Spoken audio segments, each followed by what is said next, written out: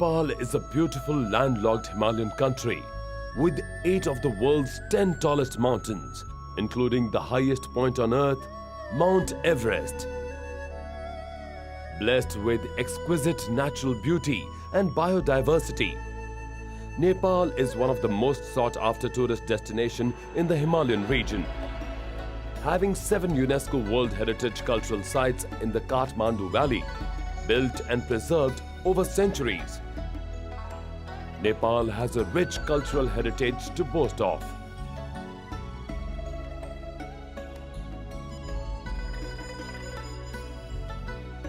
April 25th began as a normal day in the vibrant Kathmandu Valley, with Nepalese people carrying on with their lives. But it was not to be. Suddenly at 11:56 in the morning, the nation shook with the deadly force of 7.8 Richter. It was enough to immediately cause more than 8,500 casualties and leave thousands more injured.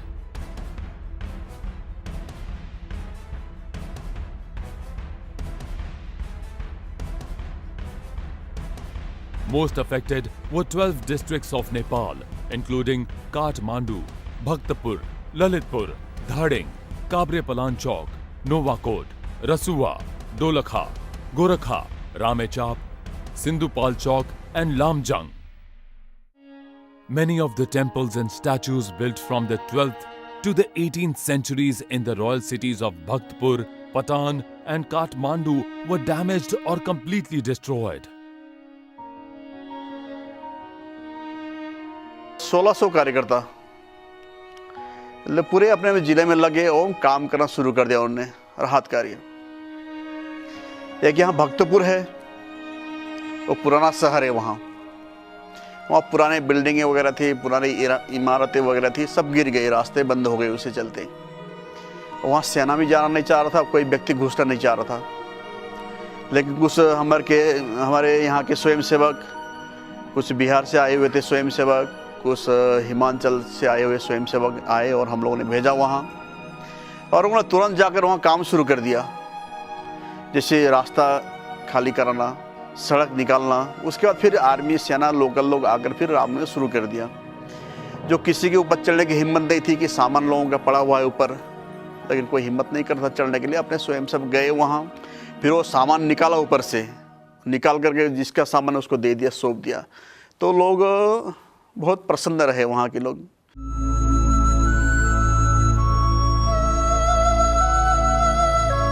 Hindu Swayamsevak Sangh के नेतृत्व में बाकी अन्य 6 संगठन मिल करके विश्व हिंदू परिषद, जन कल्याण प्रतिष्ठान, पशुपति शिक्षा प्रसार समिति आदि सभी संगठन मिल करके संयुक्त रूप से भूकंप राहत कार्यक्रम चल रहा है।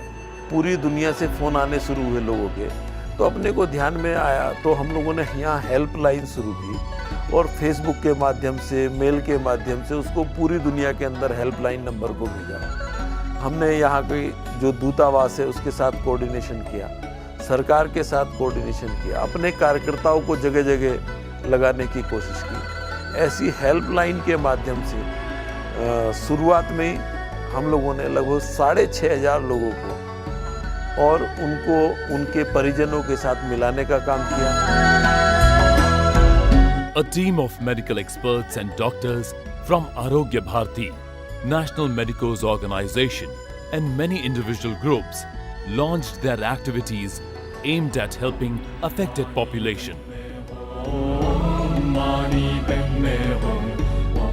The volunteers also assisted in the most repulsive mortuary tasks, like fetching the dead bodies, embalming them, and putting them in the bags. Non-governmental organizations हैं, बहुत उनका इम्पोर्टेंट रोल रहा है।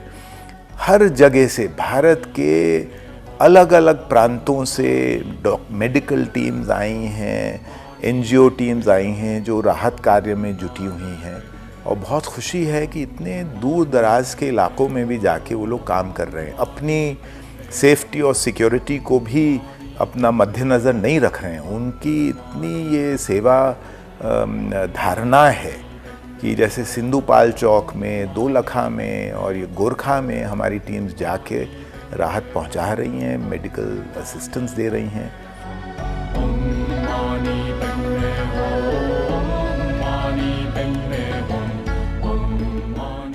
जब झटका लगा और उसके बाद में जो त्राही त्राही फैली, उस त्राही त्राही के बाद हिंदू स्वयंसेवक संघ के कार्यकर्ता या इसके भ्रातृ भगिनी संगठन जितने हैं, स्वतःस्फूर्त रूप से जिस तरह से आगे बढ़ा, शायद सरकार के बाद मुझे लगता है सरकार के बाद सबसे बड़ी तादाद में राहत का कार्य हुआ है। ऐसा है कि जो प्रभावित जिले, कोई भी जिला अनछुआ नहीं है, कोई ऐसा जिला नहीं है जहां सरकार ने हिंदू स्वयंसेवक संघ से सहयोग न लिया। यो भूकम्पले गर्दा हामी सबैजना अहिलेसम्म के अरे एकदम डहारमा छौँ। हिजोको दिनसम्म हामी राहत भनेर रेडियोमा त सुनेको थियो, तर अहिलेसम्म राहत भनेको के होला सुनेको त थियो, तर हामीले पाएको छैन। किनभने हाम्रो एकदम दुर्गम क्षेत्र भएकोले होला, एकदम हिमाली क्षेत्रमा हो, हिमालको मुनि भएर होला, बाटोघाटो केही थिएन, त्यसैका कारणले पनि होला आज बल्ल हाम्रो यो के अरे हिन्दू स्वयंसेवक संस्थाबाट बल्ल हाम्रो एउटा तिरपाल र एउटा कम्बल अलिअलि त्यो खानेकुराहरू पाएको छ। एकदम खुसी लाग्यो, एकदम टाढा दिन खाना खाएर आएको हामी, दिनभरि लाग्यो यहाँ आउनलाई, त्यसै कारण हामी सबैजना एकदम खुसी छौँ।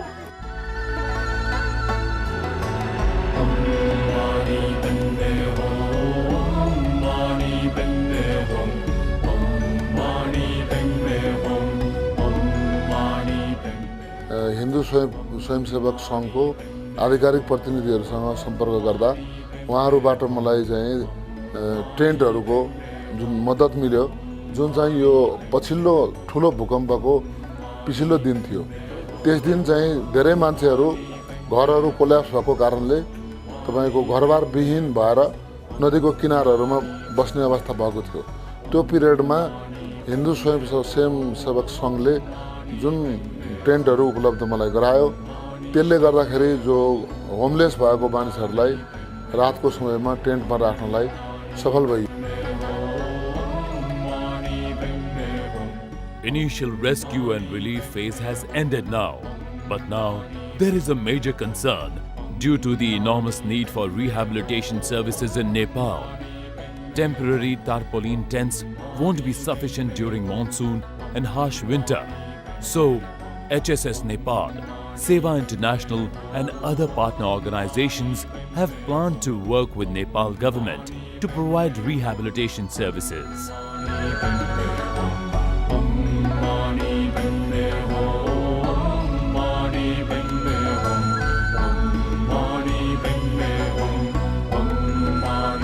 जैसे आपको मैं बता रहा हूँ, हिंदू स्वयंसेवक संघ इसमें काम कर रहा है।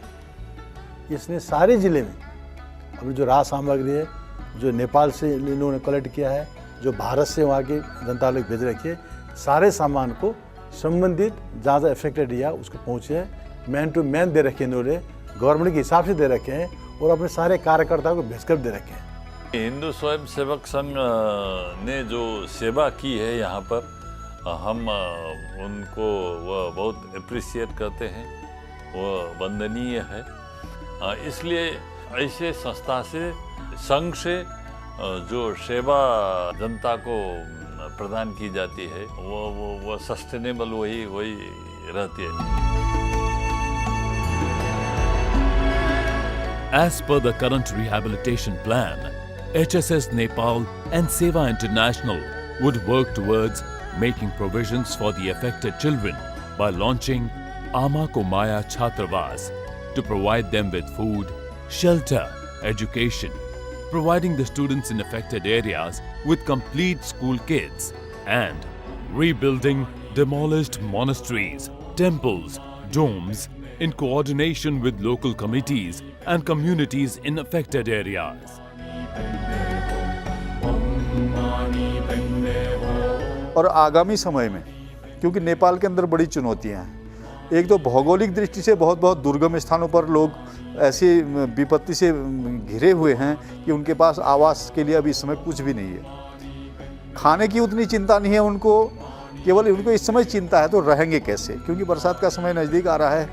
ऐसी परिस्थिति में उनको एक छोटा सा आवास अगर उनका व्यवस्थित बन जाए तो मुझे लगता है वो अपनी विपत्तियों से जैसे तैसे पार पा लेने की क्षमता रखते हैं। क्योंकि नेपाल का जैसे लोगों का स्वभाव मैं देख रहा था, प्रभावित क्षेत्र में हम लोग गए तो इतने दुखी, कोई चेहरे पर दुखी भाव नहीं था किसी का भी। सब संघर्ष करने के लिए तत्पर जैसे लगते हैं।